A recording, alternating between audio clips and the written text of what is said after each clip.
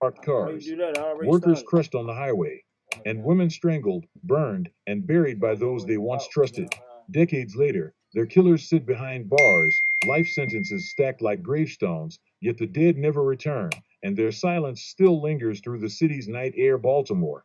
And this is Inside Baltimore's most notorious black killers, shocking murders, and true crime cases. Welcome back to Justice Reversed, where real crimes meet real justice. Number 1. Jason Dean Billingsley.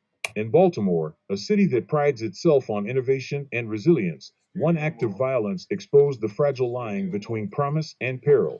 Pava Lapierre, a 26-year-old tech CEO celebrated for her community vision and her place on Forbes 30 Under 30 list, was found dead on the rooftop of her Mount Vernon apartment building in September 2023. The discovery sent shockwaves through Maryland. She had been beaten and strangled. Investigators soon identified the suspect, 33-year-old Jason Dean Billingsley, a convicted felon and registered sex offender who, despite a record of violent crimes, had been released on mandatory supervision less than a year earlier. Just 5 days before Lapierre's death, Billingsley had attacked a Baltimore couple, April Hurley and Jonte Gilmore, in their West Baltimore apartment.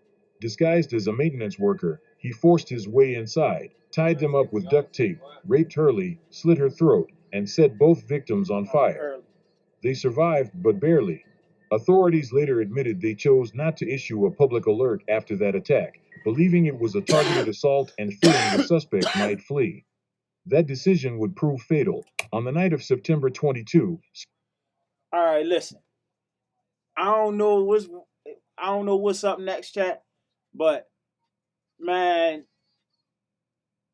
I feel like I hope this brother ain't crash out like that, man, because I feel like I feel like this is a crash out, man. And men, man, y'all don't allow no women have y'all crashing out, man. Like if you feel like you gotta kill that woman, get the fuck away from that woman.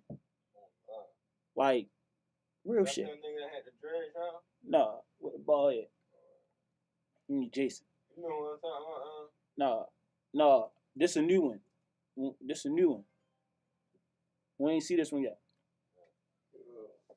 But yeah, man, if y'all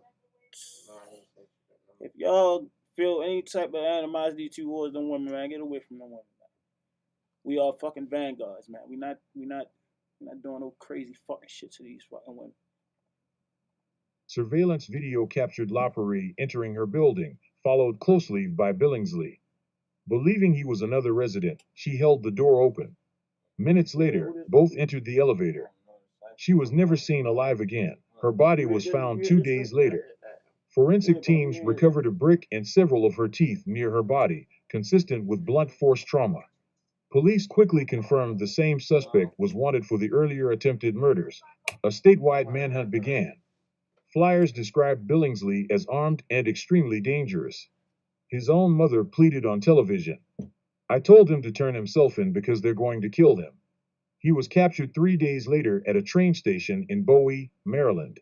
Billingsley pleaded guilty to first degree murder, rape, and arson.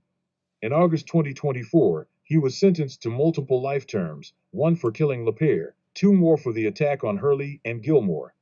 The judge ordered the sentences to run consecutively. During sentencing, he said quietly, I hold myself accountable. I'm very remorseful.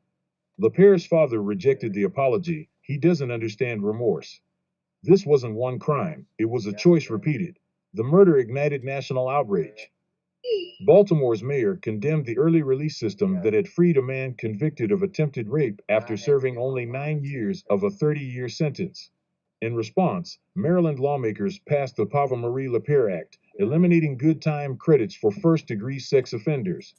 Lapierre's mother said, we support reform, but we represent the horrific consequence of failure. From this tragedy come lessons too heavy to ignore.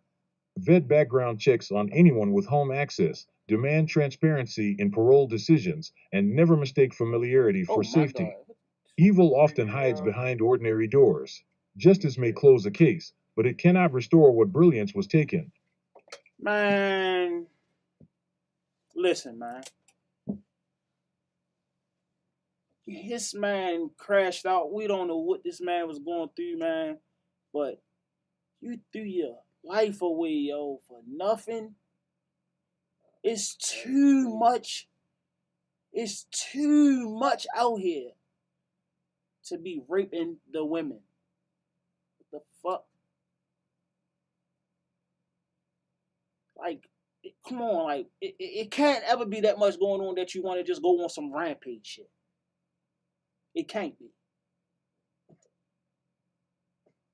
Like, that shit is not, that shit don't sit well. Man. Shit don't sit well with me, man. Like, so fellas, what y'all think? Like, you know what I'm saying? My big chief is in the background. You know what I'm saying?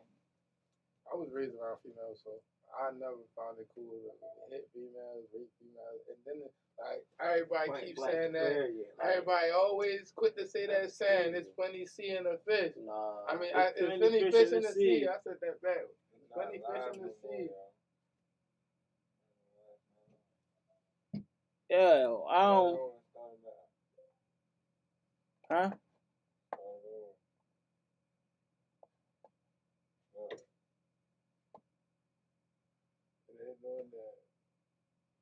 It say your strain will stop and you will no longer be live. We live now. We not.